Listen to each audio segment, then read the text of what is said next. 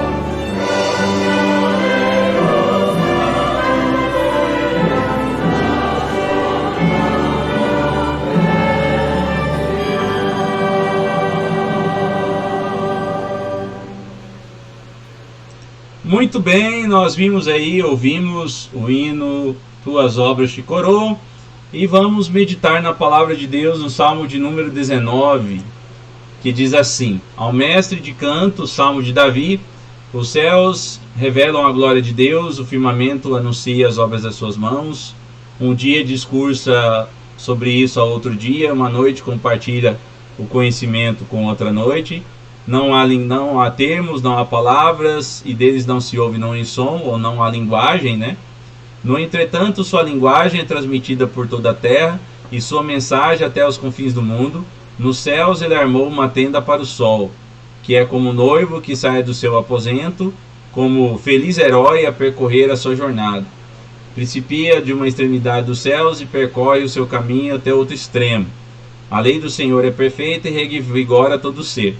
As palavras que vêm do Senhor são dignas de confiança e transformam mais humildes em sábios.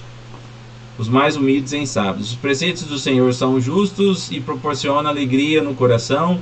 Os mandamentos do Senhor são cristalinos e iluminam o entendimento. O temor do Senhor é puro, permanece para sempre. As ordenanças do Senhor são verdadeiras e todas igualmente justas. São mais desejáveis do que o ouro, mais do que muito ouro depurado.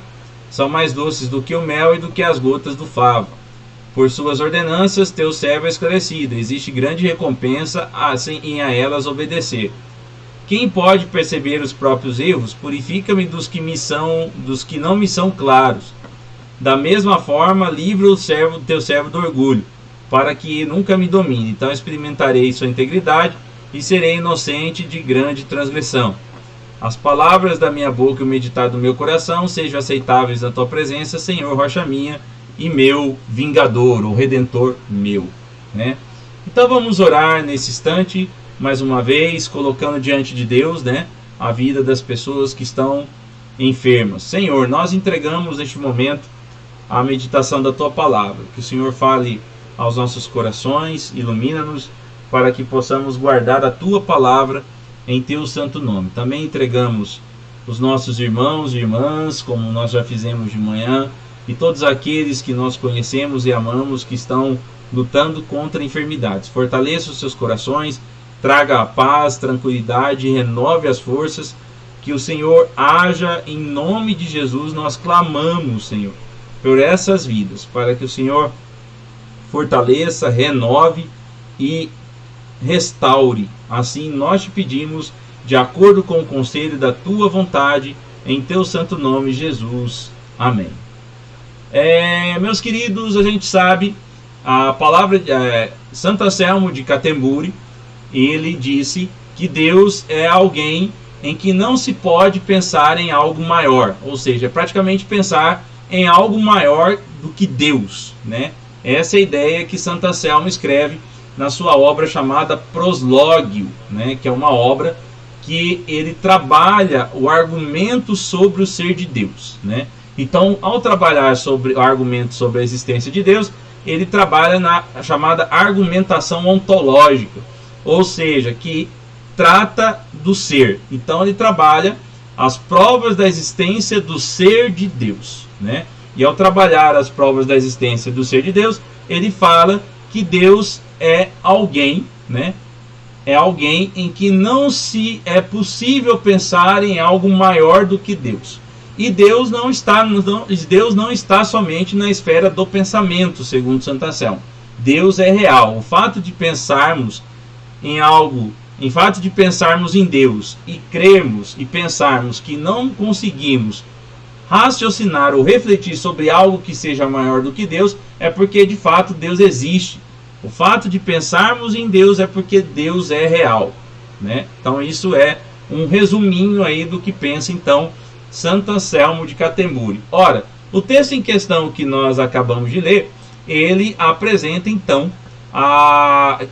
Davi mostra que Davi apresenta que Deus se revela de duas maneiras. A primeira delas nós podemos ver dos versos 1 a 6, que é mediante a criação.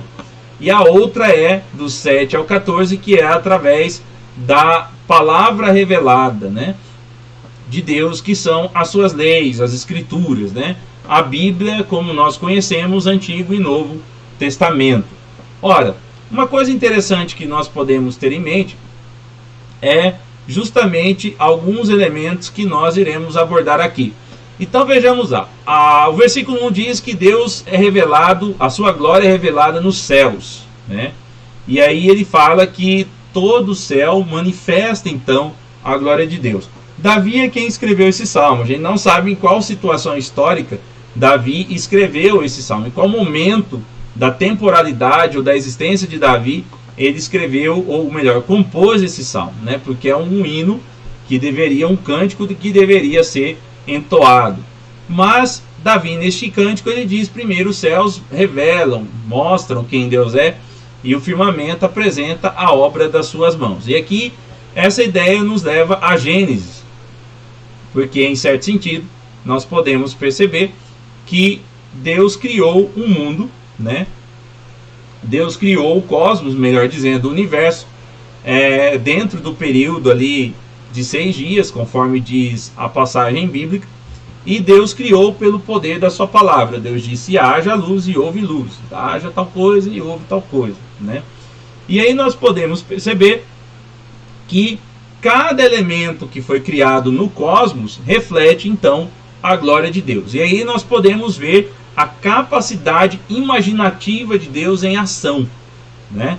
Claro que é impossível para nós seres humanos vislumbrarmos a totalidade dessa capacidade imaginativa de Deus, mas essa capacidade, mas o que podemos vislumbrar com os nossos olhos finitos e refletir com as nossas mentes finitas nos dá uma noção da grandeza, da grandeza imaginativa que Deus possui como ente supremo e infinito que é.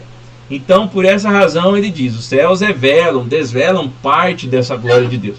Claro que não totalmente, porque é impossível para a nossa capacidade humana limitada compreender plenamente o poder imaginativo que Deus possui. Mas algumas coisas nos fazem levar a compreender ou a termos uma pequena noção dessa grande capacidade imaginativa que Deus tem. E uma delas é justamente o decurso do dia, como que as coisas funcionam. Quando ele diz assim: um dia discursa outro dia, e uma noite revela o conhecimento ou compartilha o conhecimento com outra noite. Isto é, os céus revelam a glória de Deus. E essa glória, ela é apresentada diariamente, a partir do momento em que as estações, o tempo, dia, manhã, tarde e noite, ocorrem naturalmente, dentro do seu curso, dentro de um padrão organizado. Então nós podemos perceber que a capacidade imaginativa de Deus não somente apresenta um cosmos em imagem, mas ao mesmo tempo é uma imagem que ela é compreendida em sua total organização. Então, ou seja, o dia que nasce e o dia que foi apresentam a glória de Deus. O dia que virá amanhã apresentará e continuará apresentando a glória de Deus. E a noite que vem em seguida também apresentou, a noite passada, como a noite que virá compartilhará dessa glória de Deus. Então veja que quando eu olho para o céu, eu posso vislumbrar isso, né? E ter a compreensão da capacidade imaginativa de Deus pelas formas, pelos tamanhos, pelas cores, pela forma como se desenvolve, pela forma como se comportam e assim por diante. E aí ele deixa uma coisa clara: essa capacidade imaginativa de Deus que criou o cosmos, essa capacidade imaginativa fez com que o cosmos se comunique com o ente humano, para que o ente humano compreenda essa grandeza da glória de Deus, porque a ele é revelada essa grandeza da glória de Deus, mas é revelada em uma linguagem imagética, é revelado em imagem. Por isso que ele fala: não há termos, não há palavras, não se ouve som. Ou seja, não é um discurso em que eu uso a fala, em que eu uso o logos, em que eu uso as palavras, que o discurso para, mas me é apresentado de forma imagética, é imagem. Então, ou seja, quando eu vejo o sol nascer, quando eu vejo o sol no alto do meio-dia, quando eu vejo o sol no seu mais intenso calor das 3 horas, quando esse sol se põe, e depois quando vem a lua, e aí quando a lua sai de cena, vem o sol novamente e assim por diante. Então, ou seja, não há uma voz, não há um discurso, porque é apresentado em uma forma de linguagem imagética, é a imagem, né? Então a capacidade imaginativa de Deus em ação, em que eu compreendo de uma pequena forma, já que eu sou finito, essa infinitude ou essa grandeza imaginativa que Deus possui. E aí nós percebemos que ele fala, não há linguagem nem a palavras dele não se conhecem. No entanto, é transmitido por toda a terra, a mensagem chega até os confins do mundo. Nos céus ele armou uma tenda para o sol. Ou seja, aqui a ideia é para nós de mostrarmos o seguinte: qualquer pessoa em qualquer lugar do mundo tem essa compreensão da glória de Deus. Ponto. Essa é a ideia. Então, ou seja, essa comunicação por imagem, ela nos é dada por Deus e qualquer pessoa no mundo pode compreender. Ou seja, eu compreendo aqui no Brasil, o japonês pode compreender lá em Okinawa, o alemão em Wittenberg pode compreender, o indiano ali em Nova Delhi pode compreender, o finlandês ali na capital pode compreender e assim por diante. Então, ou seja, é uma linguagem que é transmitida por toda a terra, né? É uma linguagem que é transmitida por toda a terra. Então, ou seja, é uma imagem que me é apresentada, é uma imagem que me é dada por Deus para que eu compreenda a sua grandeza, né? E aí nós vemos então a capacidade imaginativa de Deus, em que o sol que nasce, né, quando ele nasce, é como se fosse o noivo que sai e percorre o seu caminho, ou seja, constantemente o sol ele realiza o seu percurso, né? Então ele nasce, ele se põe. É claro que a ideia aqui do sol nascer, né, e percorrer o seu caminho é porque eles não tinham a ideia do heliocentrismo, como nós, aliás, do geocentrismo como nós temos hoje, né? Que na verdade, do heliocentrismo, aliás, né? Que é a Terra girando, né, em torno do seu eixo. E aí então nós temos esses movimentos giratórios, né, de rotação e translação da Terra, né?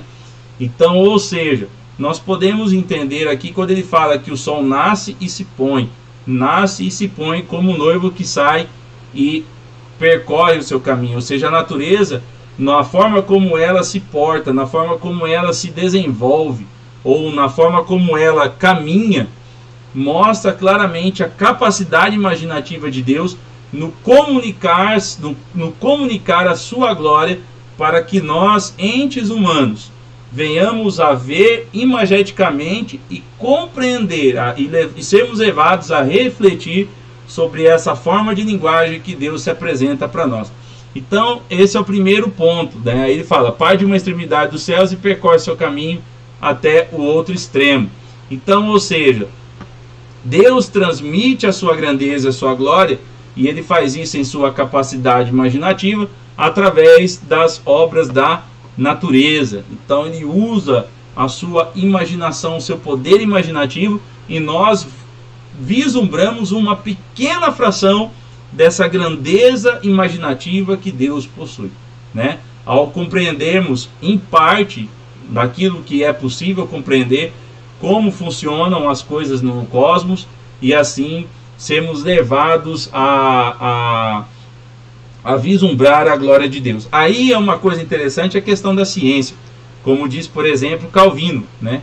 Calvino fala que a ciência ela deve ser usada para a glória de Deus.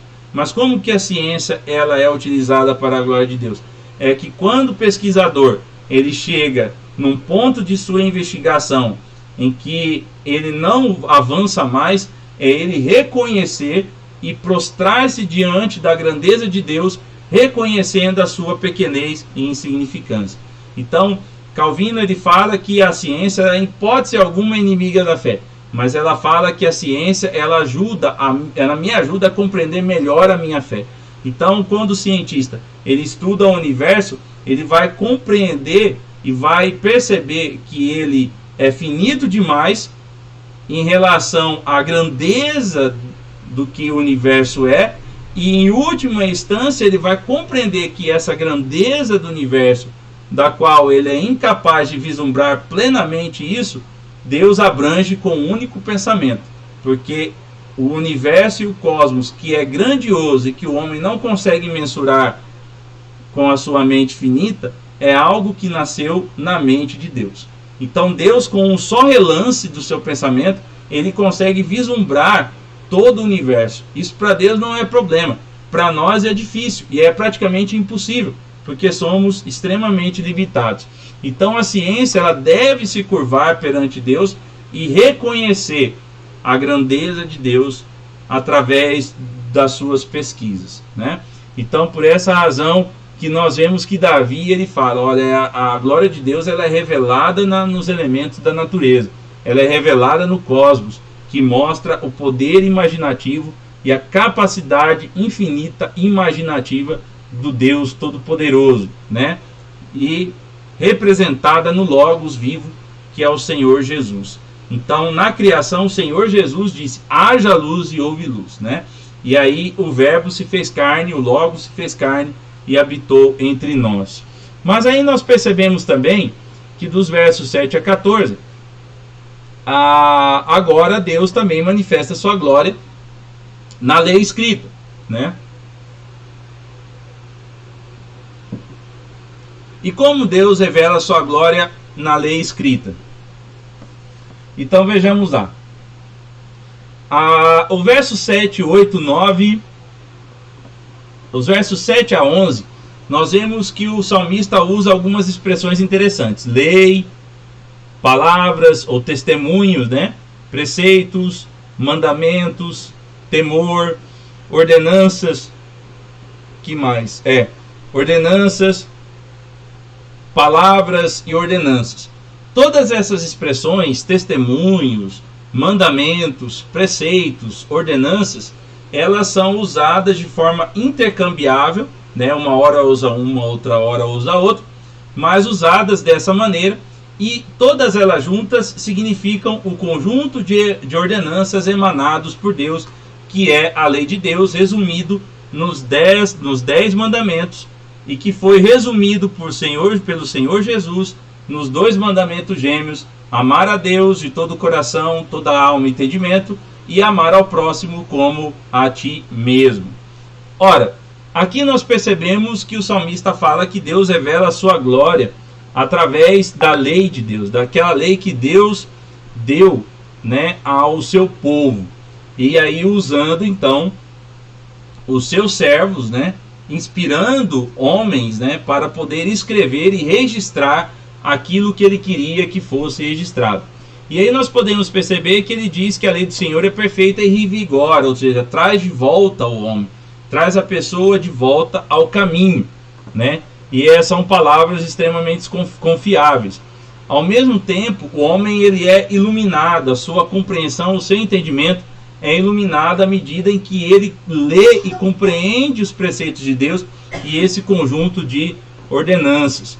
Depois ele fala que essas ordenanças são verdadeiras. Fala que essas ordenanças são desejáveis, mais desejáveis do que o ouro, mais do que ouro depurado, são mais doces que o mel, né? Então ele compara ao mel, a algo delicioso, saboroso, maravilhoso. Também existe uma recompensa. Guardar a lei de Deus é importante, porque ela gera uma recompensa, né? Que é justamente ser abençoado pelo próprio Deus. E curiosamente nós devemos ter em mente que essa recompensa não é um toma lá da cá, mas é porque o próprio Deus prometeu recompensar o obediente. E isso você pode ver, por exemplo, e é claramente visível, em Deuteronômio capítulo 28. Ou seja, Deus prometeu recompensar o obediente, mas aquele que não é obediente, Deus disciplina. E aí ele prossegue dizendo, mas mediante a compreensão da tua lei, mediante a compreensão da tua palavra que me faz voltar ao caminho, eu peço que o Senhor me proteja das tentações, que é justamente o pedido por perdão dos pecados, versículo 12, pedido para que guarde da tentação, né, da soberba, que não me domine, então serei irrepreensível, e também pedindo e desejando que as palavras do coração e dos lábios sejam agradáveis a presença de Deus. Ora, o coração é a fonte de toda a vida, né? É aonde nasce a fonte de vida. É por isso que o autor de Provérbios, filho de Davi, inclusive, como nós consideramos, Salomão, fala: de tudo que você pode guardar, guarde o coração, porque é dele que nascem as fontes da vida, né? E que isso seja aceito na presença de Deus. Aí você vê o próprio Davi também dizendo, lá no Salmo 139, sonda-me, ó Deus, conhece o meu coração, prova-me e conhece os meus pensamentos. Vê se há em mim algum caminho mau e guia-me pelo caminho eterno. Então, diante de tudo isso que nós vimos, quais são as implicações desse texto para a nossa vida? Em primeiro lugar, esse texto nos deve levar a glorificar a Deus por sua grandeza imaginativa, pelo poder imaginativo que Deus possui, e usar a natureza, né, de forma perfeitamente imaginativa para manifestar a sua glória. E nós somos limitados. Então a gente vê a grandeza de Deus no seu poder imaginativo, na sua grandeza imaginativa, no uso pleno da sua imaginação, em criar o cosmos, usando a sua palavra, o Logos, né? Haja luz e houve luz. E nós sermos limitados no sentido de vislumbrarmos parte dessa grandeza. Então, aquilo que é possível para nós compreendemos da glória de Deus. Então, a primeira coisa, o primeiro elemento, a primeira aplicação que nós podemos fazer a esse texto é que esse texto nos leva a exaltarmos e reconhecermos e glorificarmos a Deus pelo ente grandioso que Ele é. O Ser Supremo, a fonte de toda a vida, de todo bem, de toda existência, né? O Senhor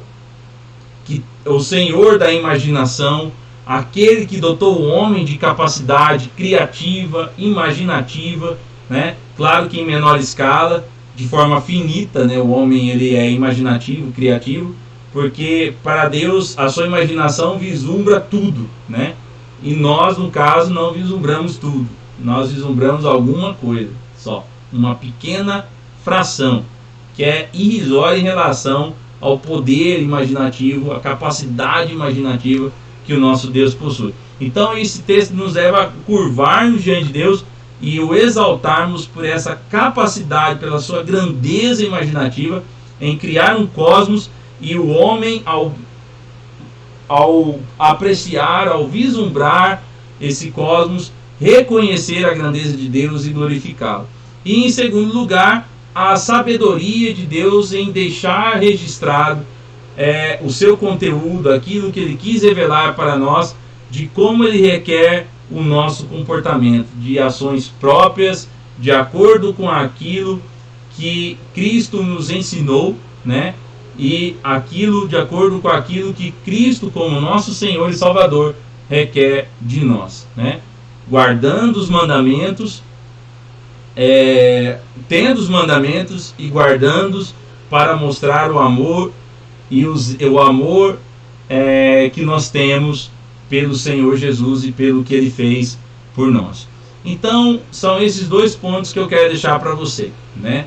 A grandeza de Deus, que nós devemos exaltá-lo e glorificá-lo pela sua capacidade imaginativa de ter criado todas as coisas e vislumbrado tudo com a sua capacidade imaginativa, e assim nos levando a render graças a Ele e ao mesmo tempo prestarmos obediência a Deus ao vermos a sua grandeza registrada nas suas leis, que devemos obedecer, agindo propriamente em amor e obediência a Cristo. Então, que Deus abençoe ricamente a sua vida. Espero que essa mensagem fique guardada no seu coração. E agora eu quero orar por você e assim nós encerramos. Senhor, nós te agradecemos por esse momento, pela mensagem que foi compartilhada. Que o Senhor nos abençoe, que o Senhor derrame sobre nós a luz do teu rosto e nos encha o coração de paz.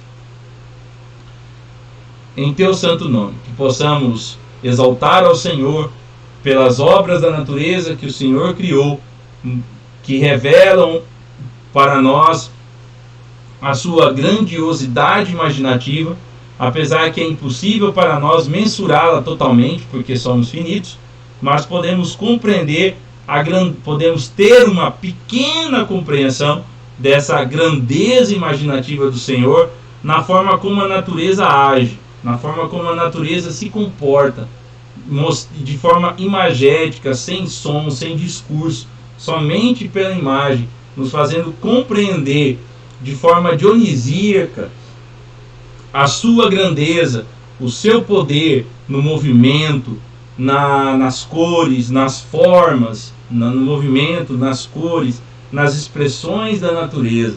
Ao mesmo tempo, compreendermos de forma apolínea a importância da obediência ao Senhor, a importância de nós guardarmos os teus mandamentos, que revelam o seu amor e o seu cuidado para com o seu povo, e ao mesmo tempo a sua grandeza imaginativa, em registrar parte da sua grandeza, parte daquilo que o Senhor requer de nós,